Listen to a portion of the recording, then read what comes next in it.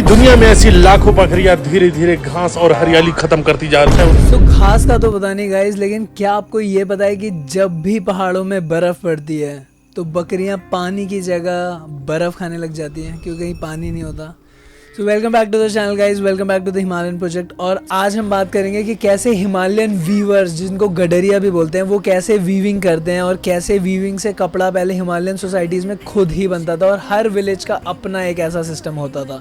So mostly ये सारी nomadic tribes वही ट्राइब्स होती थी जो भेड़ पालन करते थे। और सारी ट्रैकिंग जितनी भी आई है ना, वो ट्रैकिंग बस मॉडर्न फैंसी नाम रह दिया, बट ये वो इन ओरिजिनल लोग थे जो हर गांव में जाते थे। कोई भी ट्रैक उठा लो, गिडारा, बुग्याल, ये जितने भी बुग्याल नाम होते हैं उत्तराखंड में, वैसे इसीलिए वीविंग को एक बहुत इंपॉर्टेंट एस्पेक्ट माना जाता था। शेपर्ड्स हर मौसम में इधर से उधर जाते रहते हैं, तो हर इनका ऐसा होता है कि जैसे जैसे मौसम चेंज होता रहता है वैसे वैसे ये भी अपना चलते रहते हैं। अगर वैसे मायने में देखें कि जो भी आर्ट्स बहुत धीरे धीरे और अपने हाथ को इन्वॉल्व करती है ना, जिन चीज़ों से आप हाथ से कुछ बना रहे हैं उसमें आपका एक बहुत ही कनेक्शन होता है उन चीज़ों में, तो वो चीज़ें एक आर्ट के फॉर्म में और आप बैठे हैं गाना गाते हैं तो एक लय बन जाता है, वो एक ट्रांसेंडेंटल स्टेट हो जाती है। तो इसलिए उसको एक बहुत वो माना जाता है वीविंग को, इसीलिए स्पिरिचुअल एक वो माना गया है। यहाँ तक कि आप मानोगे नहीं, बट लद्दाख में तो वीविंग के भगवान भी होते थे। लद्दाख में कहा जाता था कि लड़की जितना अच्छा वीव कर सकती है उतनी अच्छी वाइफ बन सकती है। तो mostly man of the family ये काम करते हैं। वुमन ऑफ द फैमिली जो है वो आफ्टर वर्क करती है। वो क्या करती है, वो रेयरिंग, कपड़े बुनना, वो ये सारे काम करती है। और मैन मोस्टली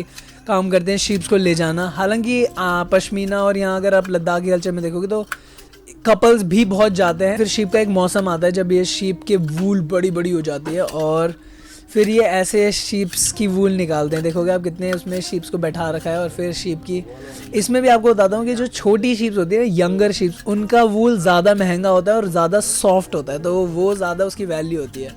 रेयरिंग में भी दो पार्ट होते हैं, रेयरिंग और कॉम्बिंग, दो अलग अलग चीज़ें होती है। तो रेयरिंग मतलब आप काट देते हो, और दूसरे कॉम्बिंग में होता है जिसमें आप उससे ऐसे निकालते हो, मतलब एक वो लेके आप वो निकालते रहते हो सॉफ्ट पार्ट ऑफ द वो। तो जितनी वो कंगी में फंसती रहती हैं शीप्स के वो सारी चीज़ों का वो बनता है। वो थोड़ा और एक्सपेंसिव होता है क्योंकि और सॉफ्ट है, वो खुद से ही निकल रहा है। तो पश्मीना जो होता है, पश्मीना काटा नहीं जाता है। पश्मीना मतलब थोड़े ऊपर के हो सकता है लॉपिंग हो जाए, पर मोस्टली पश्मीना रेयरिंग होती है पश्मीना की, मतलब कंगी से ऐसे डाली जाती है। तो फिर इसको प्रोसेसिंग के लिए भेजते हैं, इसको थोड़ा क्लीनिंग होती है, इसमें से जो गंदा हुआ है वो निकाल देते हैं, धोते हैं, डाइंग होती है, फिर इससे थ्रेड बनता है। अब थ्रेड की एक बड़ी अच्छी टेक्निक होती है कि इन सारों को लेके फिर इससे एक यार्न में बनाते हैं। और अब क्योंकि हिमालयाज़ में आज तक कुछ था नहीं, कोई मशीनरी नहीं थी, कोई फैक्ट्री प्रोडक्शन नहीं हो रहा था, तो सब कुछ बहुत नेचुरली हो रहा था आज तक।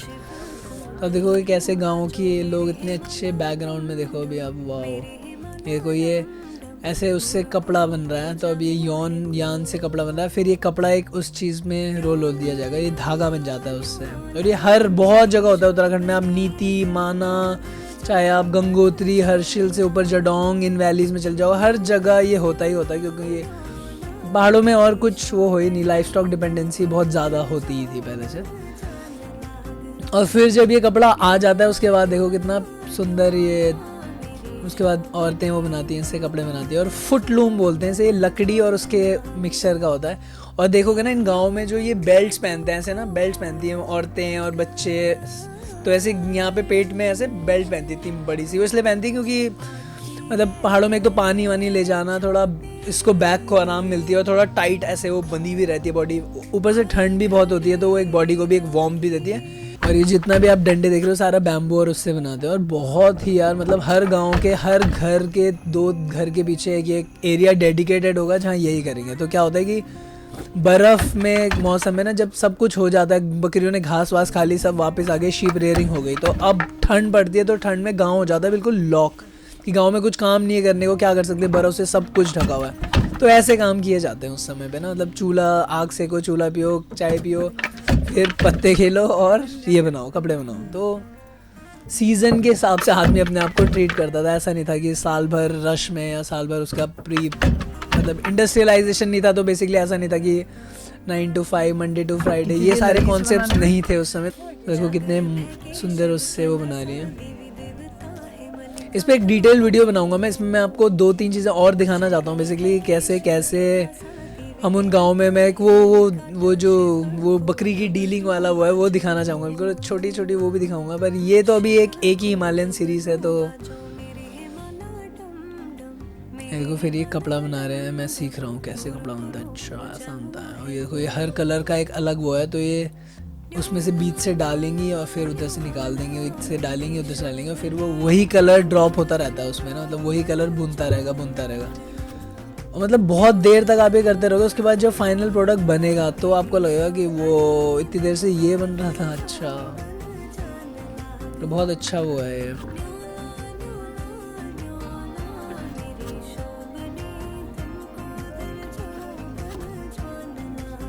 देखो कितना सुंदर।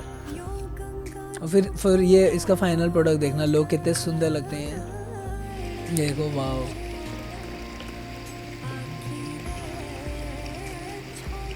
बहुत सारे कल्चर्स में बेसिकली गॉड और ये भी रहे हैं। लद्दाख में एक्चुअली वीविंग के गॉड माना जाता था, और वीविंग को जैसे मंक्स को कभी वीव नहीं करने देते थे लद्दाख में। क्यों बोलते थे कि मंक ने आप वीव करते हो तो you are giving birth to something, like you are creating something out of something, so you are giving birth to something. सो क्या बोलते थे कि मंक्स को कभी वीव नहीं करने देते थे, because you have decided to be celibate, so you decided that you will never bring another life into it, सो उन्हें करने नहीं देते थे।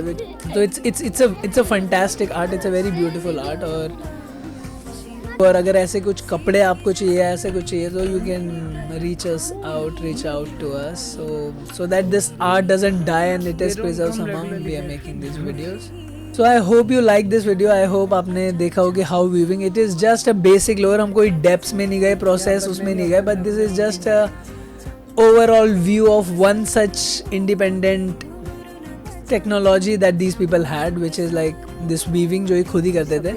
ऐसे ही अलग अलग उसमें हम बात करते रहेंगे कि कैसे आटा पीसते थे, कैसे इनकी और अदर टेक्नोलॉजीज होती थी। So please do keep watching and subscribe and like if you like this video. So thank you for watching everybody and hope you have a nice day. See you soon.